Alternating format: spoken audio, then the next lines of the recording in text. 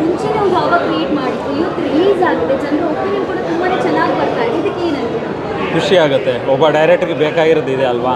So ನೋಡಿದರೆ beginning ಎಲ್ಲ entertainment ಮಾಡ್ಕೊತ ಹೋಗಿ ನಿಮಗೆ ಕ್ಲೈಮ್ಯಾಕ್ಸ್ ಅಂತ ಒಂದು ಪೋರ್ಷನ್ ಬಂದಾಗ ಸಖತ್ ಎಮೋಷನ್ ಆಗಿಬಿಡ್ತಾರೆ.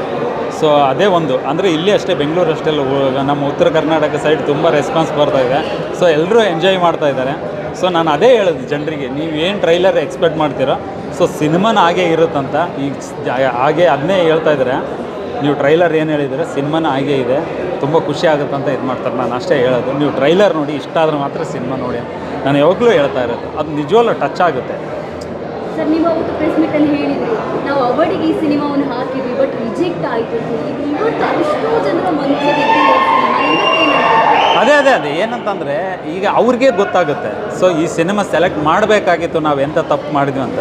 ಸೊ ಅದೇ ಸೆಲೆಕ್ಟ್ ಆಗದೇ ಇದ್ದಾಗ ಇದು ಯಾರೋ ಒಬ್ಬರು ಕಾಮೆಂಟ್ಸ್ ಹಾಕಿದ್ರು, ನಿಮ್ಮದು ಫಿಲಮ್ ಫೆಸ್ಟಿವಲ್ ಸೆಲೆಕ್ಷನ್ ಆಗಿಲ್ಲ ಅಂತ ಬೇಜಾರು ಮಾಡ್ಕೊಳ್ಬೇಡಿ, ಇಂಥ ಸಿನಿಮಾ ಸೆಲೆಕ್ಷನ್ ಮಾಡಿಲ್ಲ ಅಂತ ಅದಕ್ಕೆ ಒಂದು ಮರ್ಯಾದೆ ಪ್ರಶ್ನೆ ನಿಮಗೆಲ್ಲದು. ಅವ್ರ ಮರ್ಯಾದೆ ಅವರೇ ತಗೊಂಡ್ರು, ನಿಮಗೆ ಇಂಥ ಸಿನಿಮಾ ಬಿಟ್ಟಿದ್ದಾರಂತ ನಾಳೆ ಜನನೇ ಅವ್ರಿಗೆ ಬುದ್ಧಿ ಹೇಳ್ತಾರಂತೆ. ಸೊ ಅದು ಟೈಮ್ ಬಂದಿದೆ, ಈಗ ಹೇಳಾಗಿದೆ, ಜನ ನೋಡಿದರೆ ತುಂಬ ಒಳ್ಳೆಯ ರೆಸ್ಪಾನ್ಸ್ ಬರುತ್ತೆ.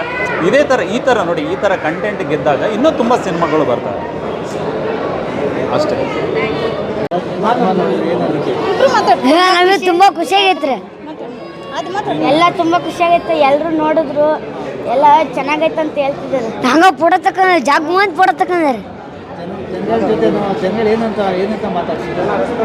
ಚೆನ್ನಾಗಿ ಮಾಡಿದ್ರೆ ಏನು ನಿಮ್ಮ ಲುಕ್ ಪಾರಿವಾಳ ಮರದ ರೊಕ್ಕ ತಗೋದನ್ನಕತ್ತಾರ.